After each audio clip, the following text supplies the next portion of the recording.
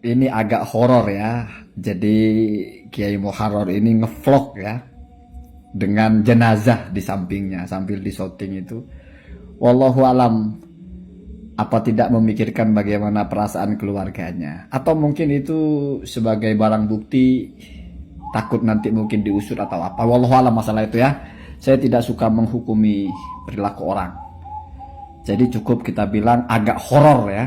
Kayaknya YouTuber se ekstrim apapun itu nggak ada yang buat konten sehoror ini ya. Horor ya. Horor itu bukan nilai baik dan buruk, tapi serem aja. Kemudian ada banyak YouTubernya itu yang wallahu alam, anggaplah interpretasi saya itu menganggap mereka ini mengaitkan kematian ini sebagai jawaban dari mubahalah, atau mungkin sebagai jawaban dari karena melaknat kiamat. Jadi karena mubahalah atau karena melaknat kiamat, karena mendukung nasabnya Ba'alawi, terus mati gitu. Sebentar ya. Siapa yang mengajari kita kalau mati itu adalah laknat? Siapa yang mengajari kita kalau mati itu adalah azab dari Allah? Ya kalau mati adalah azab, ya manusia terbaik aja wafat Pak, Rasulullah SAW Pak. Nah terus di mana rasionalisasinya kita memandang kematian itu sebagai azab? Saya tidak mau bicara terlalu jauh dulu. Ini luruskan dulu logika. Luruskan dulu konsep berpikirnya. Anda mengkaitkan kematian sebagai laknat dari Allah. Semua orang mati Pak. Artinya semua orang akan dilaknat oleh Allah. Berarti kan begitu logikanya. Oh enggak, itu matinya kafir. Dari mana Anda tahu matinya kafir? Terus gimana kalau begitu? Jadi kalau Anda memandang kematian itu sebagai azab buat orang, berarti semua orang itu diadab karena semua orang mati. Kalau Anda memandang kematian sebagai laknat, semua orang dilaknat karena semua orang mati. Orang paling baik juga wafat, Pak. Lalu bagaimana orang mukmin itu memandang kematian? Saya sudah malas sebetulnya ya buka-buka kitab masalah ini ya. Ada satu tesis ya. Ada risalah Al-Magisteriyah ya. Di situ bicara spesifik tentang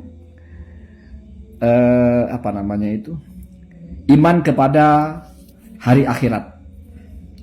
Lalu ada subjudul hikmah atau buah dari samratul imani bil yaumil akhir lil fardih wal jiha an nafsiyah. Kira-kira begitu. Jadi buah kita percaya kepada hari akhirat untuk kita pribadi dari sisi psikologis. Ada berbagai poin itu bagus semua. Salah satunya adalah ayyarul mautah nikmatan. Jadi orang percaya kepada hari akhirat, percaya kepada janji-janji Allah itu nanti akan terbersit di kepalanya. Kematian itu nikmat, Pak. Kalau orang menganggap kematian itu bencana besar, takut sekali mati, padahal sudah pasti akan mati setiap orang. Dan tidak akan pernah bergeser itu. Sedetik pun tidak akan pernah bergeser. Mau mubahalah mau tidak. Apalagi ini kan orang tidur terus kebetulan masuk kepada yang ketika tidur tidak dikembalikan nyawanya gitu ya. Dikait-kaitkan dengan mubahalah. Enggak Pak, mubahalah itu laknat Pak. Laknat itu adalah adzabun syadid, itu di akhirat Pak. Begitu biasanya ya. Begitu juga misalnya dalam li'an suami istri yang sumpah saling bersumpah kalau kamu bohong kamu akan dilaknat, bukan lalu mati Pak, bukan begitu ya. Jadi nggak ada yang mengkaitkan kematian itu sebagai bencana Pak kepada orangnya, nggak ada. Ya, kematian itu bukan musibah. Ya musibah mungkin bagi yang ditinggalkan. Kenapa? Karena yang ditinggalkan itu kehilangan. Kalau bagi orangnya Pak, ada makolahnya di situ. Al mautu babul jannati atau miftahul jannati. Kunci orang bisa masuk surga itu mati dulu Pak. Kalau nggak mati nggak bisa.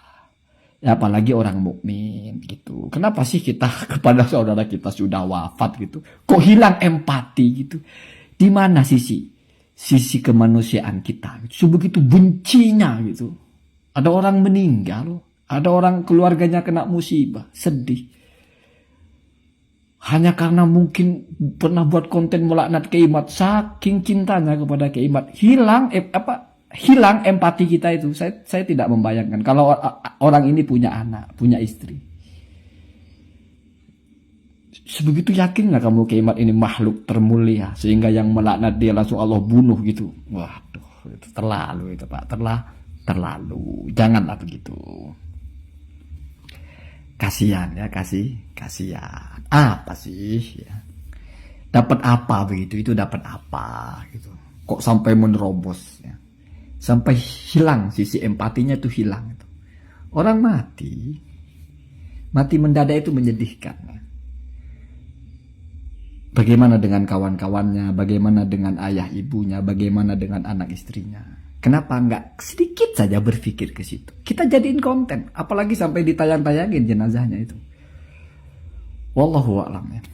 Apa sebegitunya dalam rangka menegakkan kebenaran bahwa Mbak Alawi ini palsu, sehingga yang mati pun harus kita jual, harus kita proklamirkan ini mati gara-gara membela Mbak Alawi, mati gara-gara melaknat Kiai Mat. Waliyadzubillah ya. Yang jelas mari berpijak kepada konstruksi akal yang benar. Kematian itu bukan laknat, karena orang pasti mati semua. Dan kematian itu tidak butuh apa-apa, dia hanya tinggal menunggu waktunya. Kapanpun sudah tiba waktunya, mau kamu mengutuk Kiai Mat, mau kamu menjilat Kiai Mat, mati juga. Gak ada itu bergeser waktunya itu ya. Jadi begitu Pak, begitu. Tolong kita mau nimpuk orang ya lihat-lihat dulu. Kalau nggak ada batu jangan asal comot, apa aja ditimpukin gitu. Yang penting bisa nimpuk gitu. Jangan ya, jangan. Sedih ya. Walaupun saya misalnya mendukung Kiai Mat, saya juga tidak akan seperti itu ya.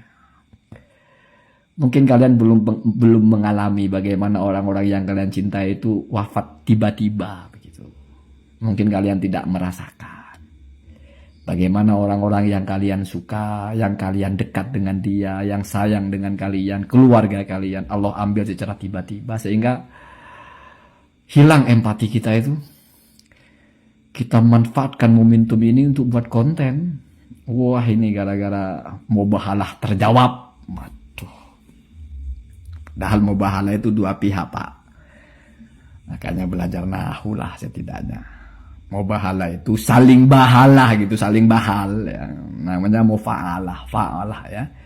Istiraku syahso inilah, atau istirakul amro ini. Dua hal itu bersekutu. Modoroba saling gebuk. Monadoro saling melotot. Pokoknya saling lah gitu. Mau bahala saling bahala ya gitu. Satu orang kok mau bahala bagaimana sih?